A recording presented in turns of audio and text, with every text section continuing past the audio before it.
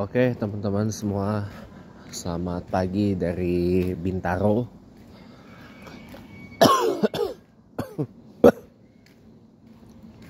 Hari ini hari Ahad, hari Minggu 11 Mei 2025.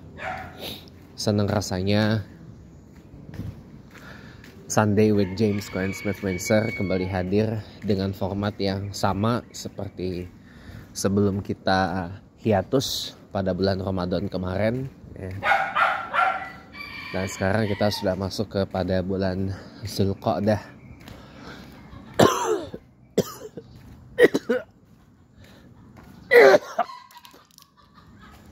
Bentar lagi kita masuk pada Lebaran Haji kalau kata orang, atau kalau kata orang Malaysia Hari Raya Haji, kata orang Turkiya Kurban Bayram. Kurban Bayram.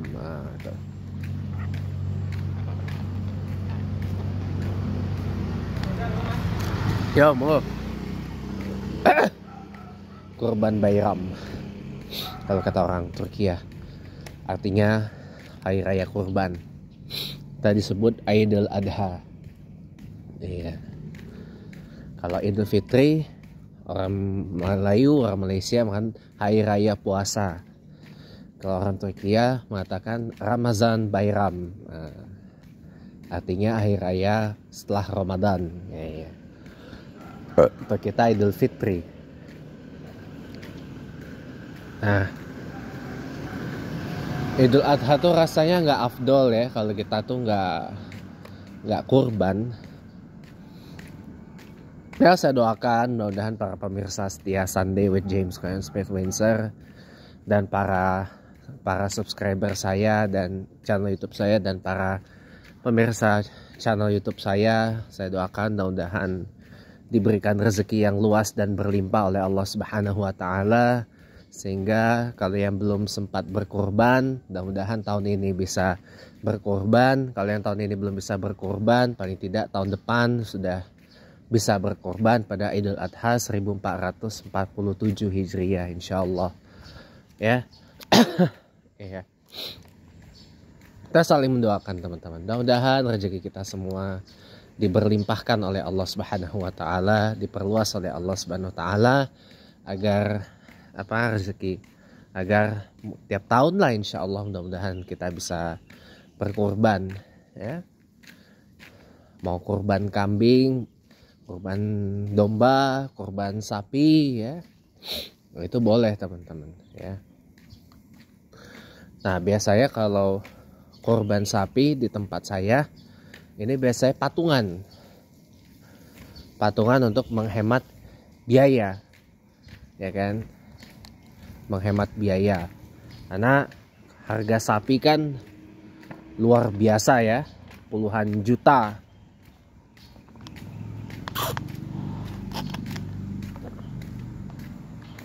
Sambil minum ya teman-teman. Glass house. Jadi kalau harga sapi itu kan puluhan juta. Ya duluan aja, saya lagi. Saya senang jalan sebabnya. Jadi teman-teman, harga sapi itu kan puluhan juta. Bahkan kalau yang sapi yang full spek ya, ya full spek ya, spek full ya, spek penuh ya,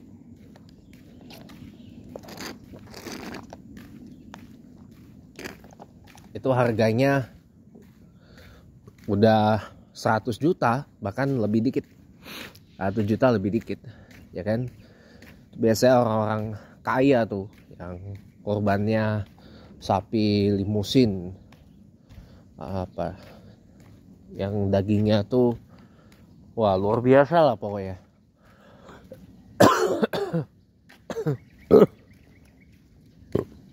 Itu biasanya yang kurban sapi limusin itu salah satunya adalah mantan presiden kita Bapak Joko Widodo. Itu berapa tahun yang lalu beliau kurbannya sapi limusin dan disembelihnya di Masjid Istiqlal, di Masjid Negara.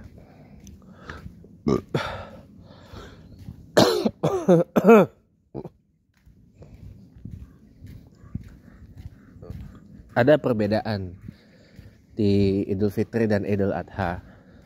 Kalau Idul Adha kan kita mengenang peristiwa di mana Nabiullah Ibrahim alaihissalam, kekasih Allah, ya, diperintah oleh Allah untuk mengorbankan putra kesayangannya yang dicintai banget sepenuh hati, hasil pernikahannya dengan Siti Hajar atau Hagar dalam bahasa Inggris, yaitu Nabiullah Ismail atau Ismail alaihissalam. Nabiullah Ismail alaihissalam diperintah, ya, oleh Allah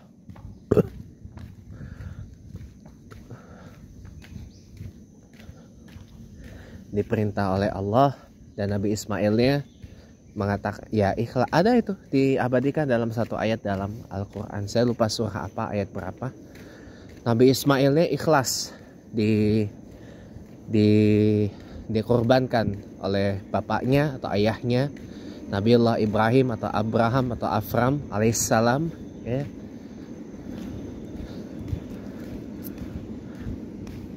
Karena semata-mata untuk mematuhi perintah dari Allah Subhanahu wa Ta'ala. Dan memang pada akhirnya Nabi Ibrahim tidak menyembelih Ismail alaihissalam, tapi diganti oleh Allah dengan seekor kibas atau domba. Lanjutannya setelah jeda komersial yang mau lewat ini. Oke, lanjut, kita terusin ya teman-teman. Masih di Sunday with James Cohen Smith Windsor, hari Minggu Ahad 11 Mei 2025. Jadi memang ada perbedaan Idul Adha dan Idul Fitri, ya. Tadi Idul Adha adalah kita mengenang peristiwa Nabiullah Ibrahim atau Abraham atau Afram alaihissalam yang diperintah oleh Allah untuk mengorbankan atau menyembelih putra kesayangannya Nabiullah Ismail alaihissalam. Tapi karena mungkin lulus ujian, jadinya Nabiullah Ismail alaihissalam tidak jadi disembelih dan diganti dengan seekor kibas dan domba, yang bahkan dalam satu riwayat disebut berjatuhan dari langit atas kehendak Allah Subhanahu wa Ta'ala. Nah, itu bedanya teman-teman. Tambah lagi, bedanya lagi adalah takbiran.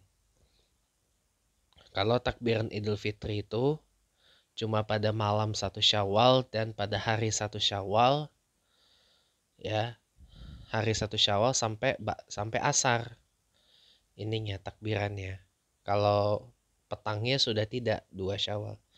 Tapi kalau Idul Adha, dia takbirannya 3 hari berturut-turut. Bahkan 4 malam. Dari malam 10 Zulhijjah sampai dengan tanggal hari tasyrik, tanggal 13 Zulhijjah asar. Nah, 13 Zulhijjah. Nah, sudah itu kan 13 Zulhijjah maghrib itu udah 14, itu sudah gak boleh lagi. Jadi 3 hari 4 malam, ya, kalau untuk takbiran Idul Adha. Itu bedanya. Makanya jangan sampai kelewat takbiran Idul Adha-nya. Nah, kebetulan ya, tahun ini Idul Adha-nya diperkirakan jatuh pada hari Jumat, tanggal 6 hari bulan Juni 2025. Perkiraan.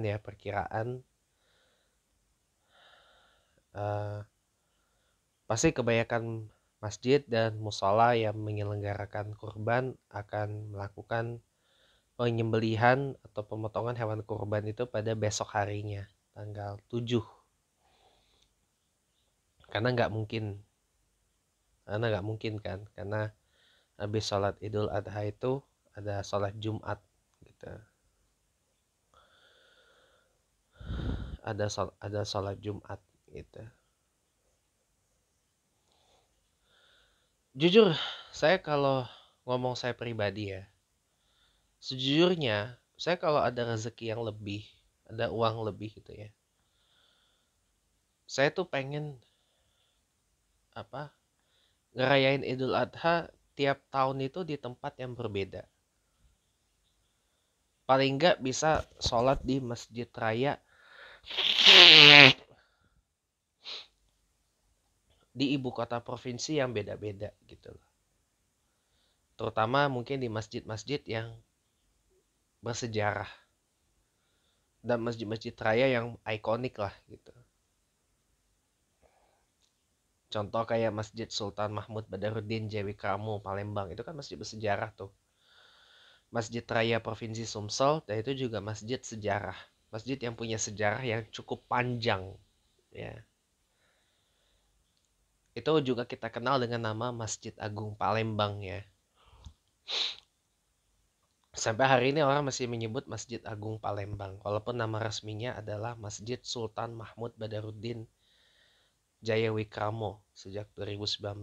Karena untuk menghormati pendiri masjidnya, penggagas dari Masjid Agung Palembang, yaitu Sultan Mahmud Badarudin Jaya Wikramo atau Sultan Mahmud Badarudin pertama, yang makamnya ada di daerah Pasar Cinde di Palembang. Bukan. Saya lupa makamnya di mana. Gitu. Kalau makam Sultan Mahmud Badarudin yang kedua itu di Ternate, karena beliau diasingkan oleh Belanda dari Palembang ke Ternate dan meninggal di sana.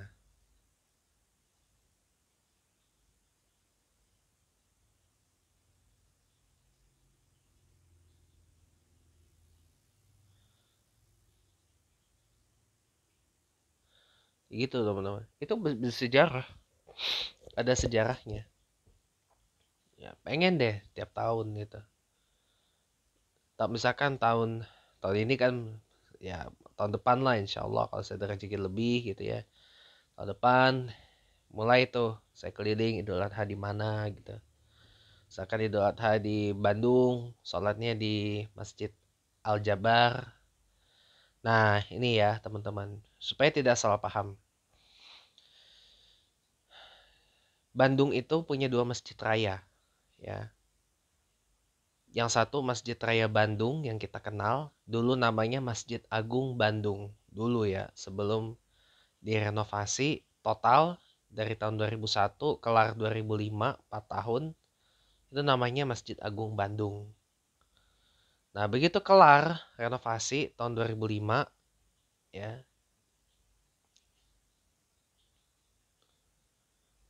itu namanya jadi Masjid Raya Bandung, Provinsi Jawa Barat. Nah,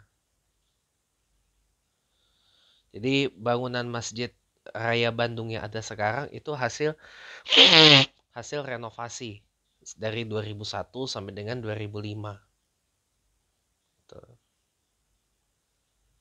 Waktu saya pertama kali ke Bandung kelas 3 SD, itu masih dalam tahap renovasi Masjid Agung Bandungnya.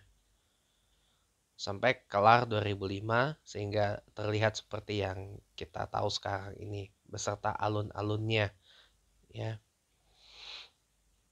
Tapi ternyata berdasarkan penuturan mantan gubernur Jawa Barat yaitu Kang Ridwan Kamil atau Kang Emil ya, Masjid Raya Bandung itu bukan masjid provinsi Jawa Barat, bukan masjid raya tingkat provinsi Jawa Barat.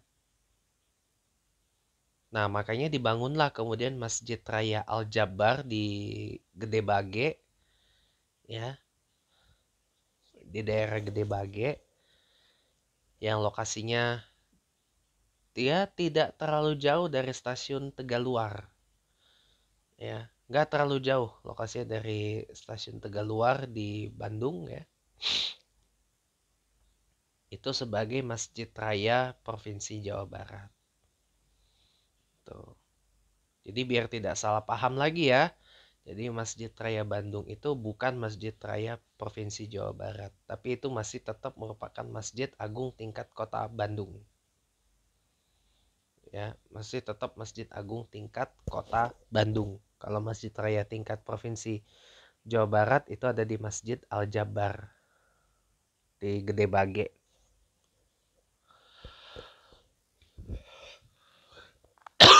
Boro-boro ke Masjid Al-Jabar.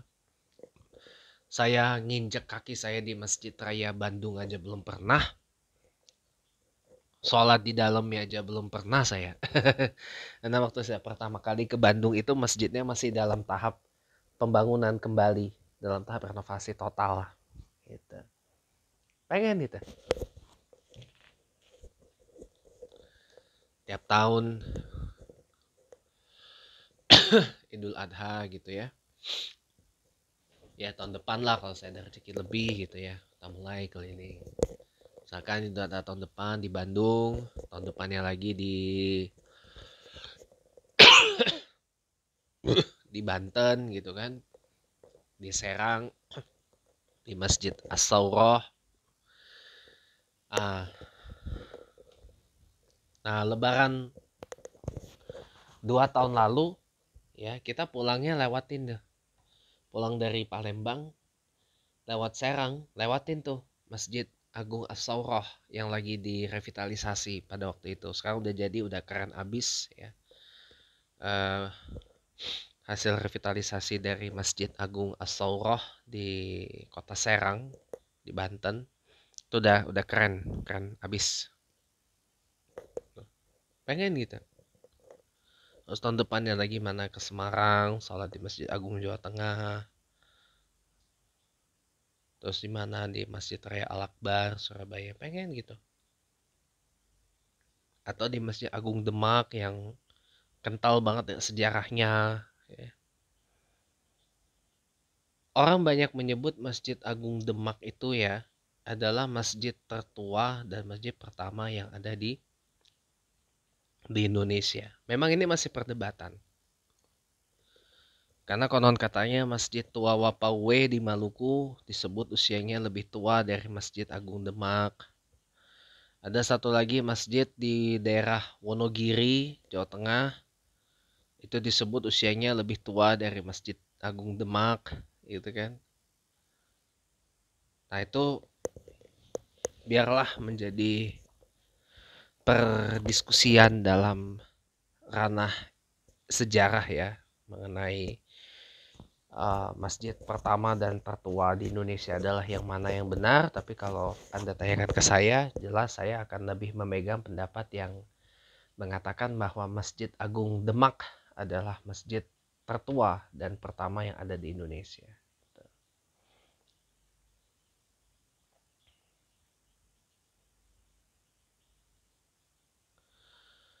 Saya pengen loh sana ke Masjid Agung Demak dan sekalian ziarah ke Raja Islam pertama di Pulau Jawa, yaitu Raden Fatah, Raden Patah. Ya. Jadi kerajaan Demak itu kan berdiri pas di abad ke-15 Masehi, tahun 1500 ya. Ketika itu Raden Fatah sendiri adalah mantan orang kerajaan Majapahit. Nah, begitu kerajaan Majapahitnya ini runtuh, Raden Fatah langsung bikin kerajaan Islam pertama di Pulau Jawa namanya Kerajaan Demak. Yang kemudian sisa kerajaan Demak ini bergabung dengan Kerajaan Mataram Islam. Kerajaan Mataram Islam itu peninggalannya adalah adat yang paling bertahan sekarang adalah di Jogja dan Solo. Keraton Ngayogyakarta Hadiningrat, ya, Kadipaten Paku Alaman, ya, kemudian Keraton Solo, Paku Buwono, dan satu lagi Keraton Mangkunegoro. Nah, Itu sisa peninggalan kerajaan Mataram Islam yang masih ada sampai hari ini. Gitu.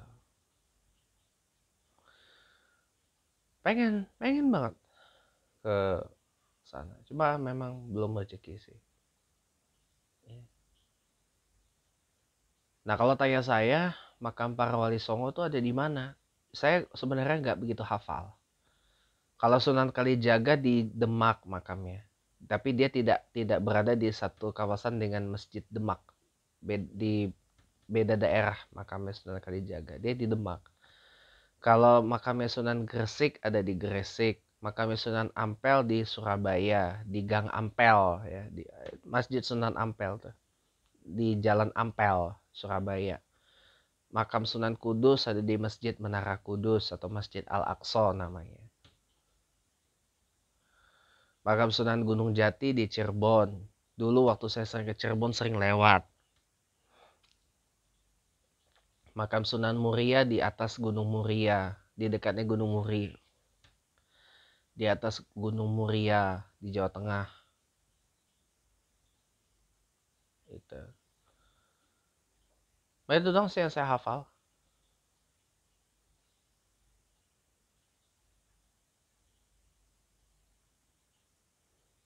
Iya, cuma itu doang yang saya hafal. Kalau nama aslinya yang saya hafal cuman Maulana Malik Ibrahim, Sunan Gresik, Syarif Hidayatullah, Sunan Gunung Jati, sama Raden Mas Syahid, Sunan Kalijaga. Itu doang.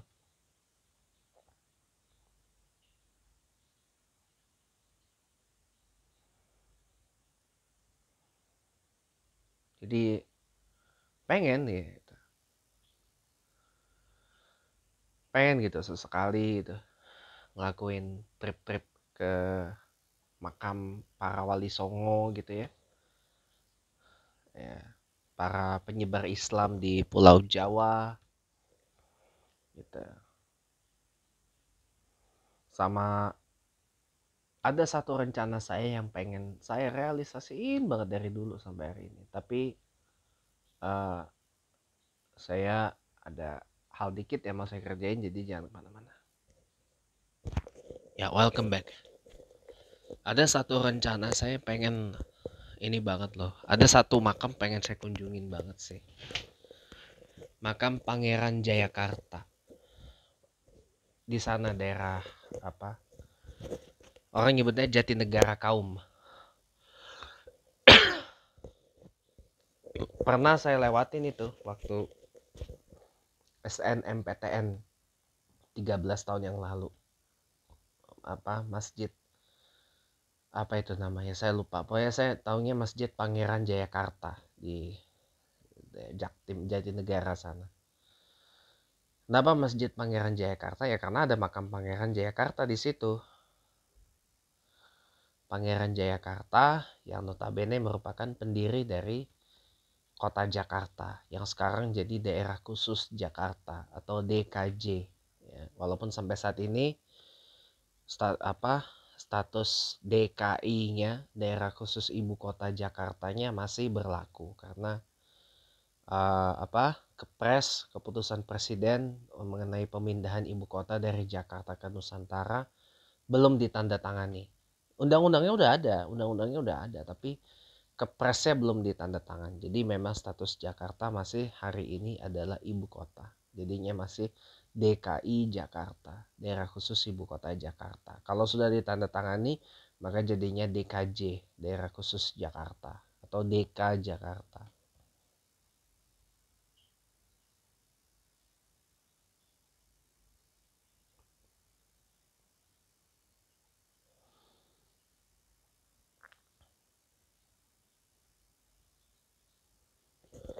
Jadi Pangeran Jayakarta itu adalah pendiri dari Jakarta ya.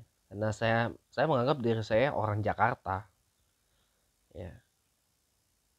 Karena saya lahirnya di Jakarta, sebagian besar hidup saya dihabiskan di Jakarta, walaupun saya gede sebentar di Jawa Barat. Ya. gedenya cuma sebentar doang di Jawa Barat, ya kan? Di Jawa Barat yang kemudian daerah tempat saya tinggal dulu, Pamulang, sejak tahun 2000 menjadi Provinsi Banten. Nah, jadi saya gedenya juga di Jabar sama Banten tuh. Ya, gedenya saya di Jabar, Banten. Sebelum dari 2003 saya gedenya di Jakarta. Saya menganggap diri saya orang orang Jakarta gitu. Iya, orang Jakarta, orang ya orang Betawi. Walaupun saya nggak terlalu bisa bahasa Betawi ya.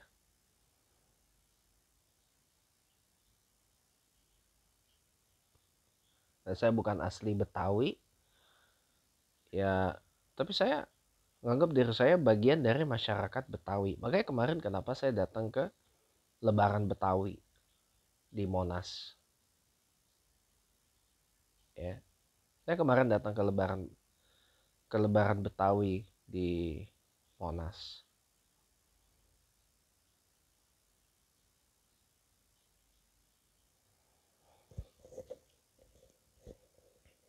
Buat yang belum tahu, Lebaran Betawi itu apa namanya? Kayak halal bihalal akbar komunitas Betawi di Jakarta gitu. Ibaratnya tuh kayak kalau di daerah Jawa tuh Syawalan. Nah, Syawalan yang orang Betawi namanya Lebaran Betawi gitu.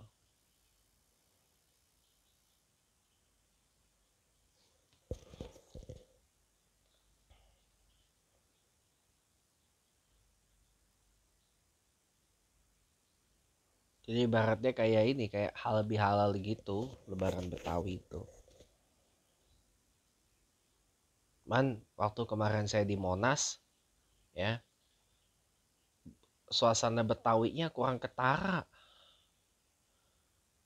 Lebih ketara suasana yang biasa. Itu. Lebih ketara suasana biasa gitu.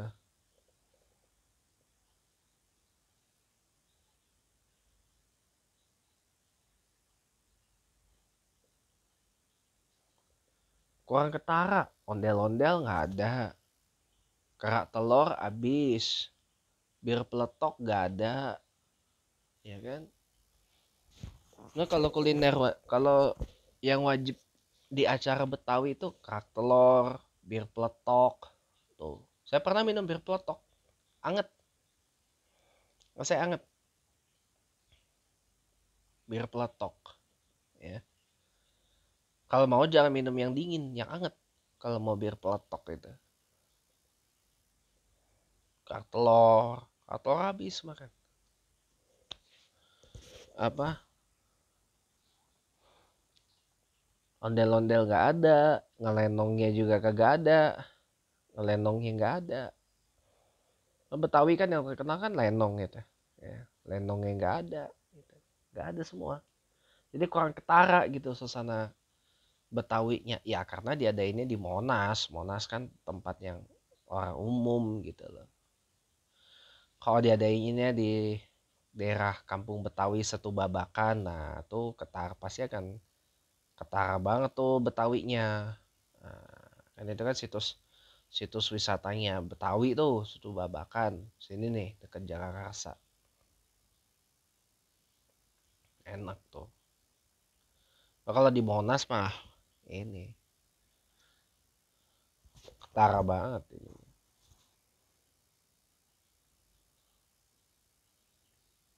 Jadi enak kalau bir, bir peletok, ada kerak telur, ada ondel-ondel, ada lenong, ada apa? Ya kesenian Betawi lah gitu, kesenian Betawi. Jadi ketara, wah ini lebarannya orang Betawi nih gitu. Lebarannya orang Jakarta nih itu. Ya, kalau ini mah enggak. Jadi saya menganggap diri saya ini orang Jakarta gitu. Jadi saya rasa perlu banget untuk berziarah ke makam pendiri dari Jakarta gitu. Pangeran Jayakarta. Ada satu lagi juga yang tokoh Jakarta berpengaruh, yaitu Pangeran Tubagus Angke. Makamnya di sana tuh, di Masjid Angke. Cuman gini, ada sayangnya. Sayangnya itu di kampung.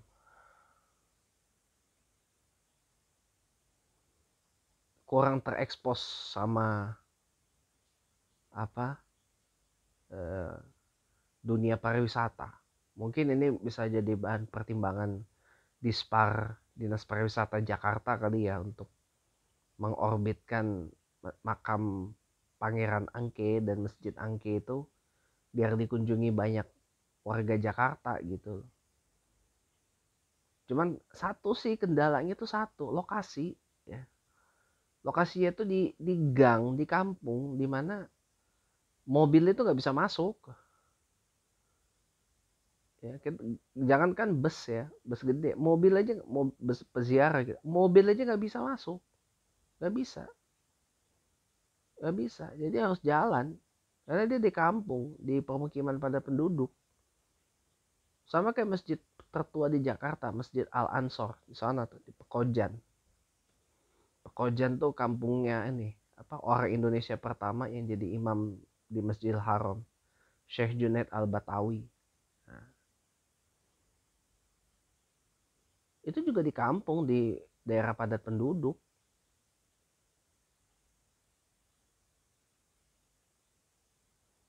Jadinya susah. Kalau digusur nanti diprotes orang, mau pindah kemana kan, usah bikin rusun kan. Nah itu bikin rusun ya, bisa keakses itu Masjid Pangeran Angke itu.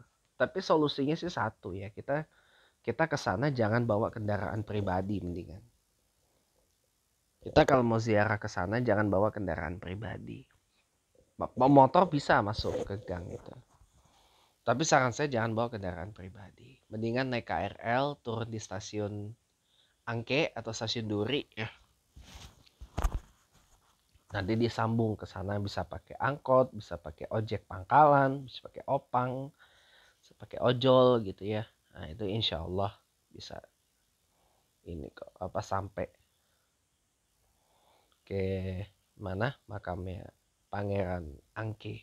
Tuh pengen saya ke sana, belum sempat. Itu juga termasuk tokoh yang punya pengaruh lah di Jakarta ini gitu loh.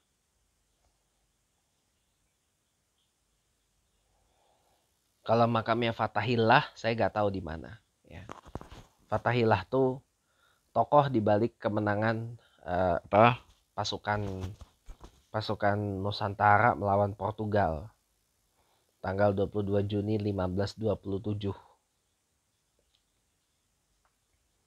Nah, sampai saat ini saya nggak tahu di mana itu makamnya Fathahillah itu.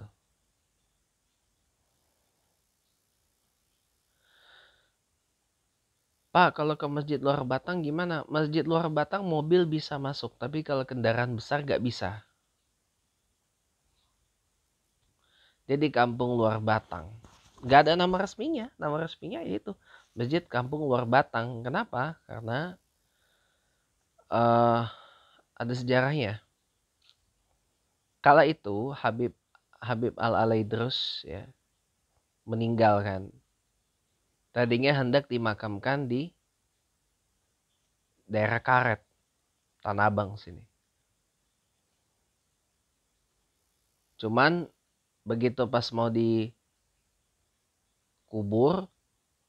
ya, mau ditutup pakai batang, loh kok tiba-tiba jenazahnya nggak ada, teng gitu. Dan jenazahnya malah ada di sana, di daerah Penjaringan sana, di kampung sana. Nah, makanya sejak saat itu, karena peristiwa itulah, kampung di mana jasad Habib Al-Alaidrus yang telah menjadi mayit itu ternyata ada. Tadinya mau dimakamkan di Karet, tapi malah ada di sono. Karena dia keluar dari Batang pas mau dikubur, makanya disebut dengan nama Luar Batang. Sampai makanya kenapa kampungnya disebut Kampung Luar Batang. Masjidnya Masjid Kampung Luar Batang. Gitu teman-teman, itu sejarah. Itu sekedar sejarah aja. Itu daerah Penjaringan, dekat dengan pelabuhan Sunda Kelapa itu kampungnya. Saya terakhir ke sana udah lama banget. Udah lama banget. Hmm.